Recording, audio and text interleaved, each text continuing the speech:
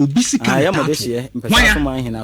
question is ebisa no but ye ko chi lebrafo am mabu no mu ne adwuma ye unemployment nti wo makoche wura mu wo ne tata wo mu but de wo mu ye mo mu ye adwuma no a wo makoto excavator se be urugu wura mu ye hwehwe wo machi akwan Santene na so wa meboa dia omu nso ye politicians yenim say omu nso ye influential people a omu de mutumi to vote ne other brands no no nso e wo bottle mu ne ayi mu nso papa no ne kanisa obutumi to no nti wo mu nyene ye be kwa akosa fam nsuo ne de kaka ho no ebi nso omu ye nsuo no omu nyene yi a ebe no mabu na se bio hia hene omu mfa ye na because omu numbi omu nibi na sabi omuduru nsuo bone ho enti ya omo sponsor sa Galamsey no santene obi wa no ka sabi be kan se campus woni so se ye bechi omo because no omo kura na se sa de na no santene wonsuo no microphone kan bone na woto no nsuo na ne wo ma se no ye se ye nsase forest say ene ye se reclaim wadawo kai down but I was happy someone penny John Dramani mama wo ka sa asem we even our own people are involved ene da ho no oso onu an nkrofo eka ho but to me I'm beginning to have problems with His Excellency John Dramani Mahama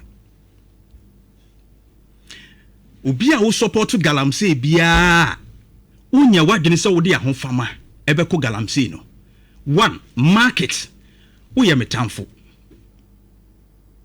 mede wuni asemu o meje meyire o me say ma de but o ye metamfo the moment ya me hu say u betumi aboa me atu Galamsey ase but o je ana say o te ho hwese Galamsey nkoso kwa ana say wo de ho ahye Galamsey ni mu bie no o ye metamfo in the first place research actually say cyanide mercury ni le nnoma ekoko ye kontomre ye banchi ye chese ye ba yire nom ne ye board ye ne ade a ye di a ye wo michael wo a deformities enkwada KUST ye research ye hu Ghana Medical Association so the crata by ye hu conditions man for yare ekọ hospital nya asem ketwa all because of this Galamsey in sem ekoso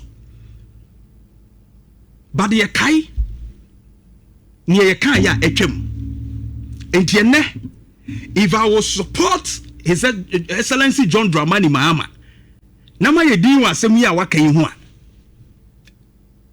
emfa emwai because the fact is that ukai say Galamsey na esi etu ho anamo eye Akufoado's responsibility to ensure that Galamsey ends enye Akufoado enye wo responsibility nti ma Akufoado mebisa questions say solutions be na wo if you so your president, your responsibility. Don't just come and tell us, say, I know my own people are involved. Me am appointed. Show us action. And kasa, you hear some NDC communicators say, "Kase, I am Mampeni crowd. Yes, one clan in Crawford. One kase omunyeri. Only they were just in Crawford. And unti yankoda and unti yankoda is the same thing. So what do I no kakeke? Now one ya wonria. Et said the Akufoado clear. The model example won't media must work clear no. The same thing. There's nothing new. It just works. Kasan Akufoado can declare. Mahama Kasan Waka. We need drastic action. Na ensha si free fie san se sabi wiase ye bodama ye di free fie. Said the mpanifo aka no. Start cracking the whip from your own bench. And san ye hu say we serious to fight Galamsey. Name and shame them. Sa appointees are bomudi. Mayenhu because none who can say total record. Yanku ye chika krani inti Mahama. Or say and severe sanctions, including directed that no government appointee at any level should engage in any form of legal or illegal mining. If you want to be a miner, leave government and go and be a miner. You can't be in government and be a miner at the same time.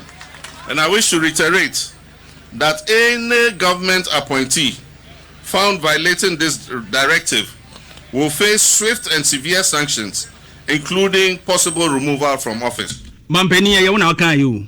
Enyem na mekai. Wo se obi a na adwen so we appointing one na adwen so be Galamsey ya. Onfa ne position to wono wonko. Enye sa se wo chi no a. Asotwe ade be ma no including say obeyi na die free waban. enti se wa confirm wa kire se wo own people ka ho a wo boy say appointees bi na mpo bo ahemfo bi su din. Let us know them, name and shame them. Je omu positions free omu nsem ye hu se actions na wo take. It's not talk kasa emfa ye nkosi hwe. Still ye be hu ye nsuo ne be say. We need to take action. Sam George kan or say we can even stop it with the military. Any other kind. Or say ye pese stop it Galamsey. This is total record. Yem kwe echi. Bibi aye Erastus. Ewa ha. He will give us the clear view of the Akokoa. Ghana Police Service put together. If you give, I believe that the Ghana Armed Forces and the Ghana Police Service put together. If you give them 3 months to end Galamsey and you resource them, and there is no political intervention from anywhere, they will end Galamsey. No. Ma 3 months pe. Ma 3 months pe. Police for soldier for nyina gum. Na manyo sembie ni mu a. Manyo ni bia mfa ne ho nwuram panimfo ya mfa mo ho nwuram a. 3 months ye be end Galamsey. This is Sam George, one of your people. One of your people. And that time the near break say ye betumi a stop it. Mahama also kind say Galamsey Akokoa the responsibility to handle at that time because when the president 2 minutes you are the president. Start cracking your whip from the appointees side. If you refuse to name them and shame them and even take their positions from them, then I will see you as supporting Galamsey, Mr. President. Ye niabre videos am ebochre no e kire said ye koso wase ho no nye. Ye koso wase ho in terms of Galamsey no. And something must be done. Ye gusu anum sufun no. Ye gusu a kidney. On say na no kolebufo beka yi wo mo say. Ye bia wo manya kura 400. Enti ye keka bom ne times by 5 wa. 5 years no. Enipa say na wo sa ayade no. E kolebu nko ani o. Ye nkwa other areas ne nkwohwe. The kidney issues. Mr. President, action is better than words.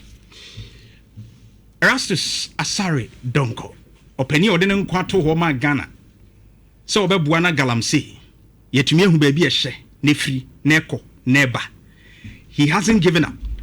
Dan wabanti bi ka kire me say, papa no aye friend Erastus no wo mo ho no kra. Edian akukuduro na nyame dia ma no soronko kra. Oso wo hia o program bi ase. Police bi anka ho. Sa time wana enibra aba mu no. Si police bi anka ho. Enam se papa ne de oso wode ne nko aba for ya magana. Boni adwuma. Adwuma da ase. Na ne waye nyina chiri no.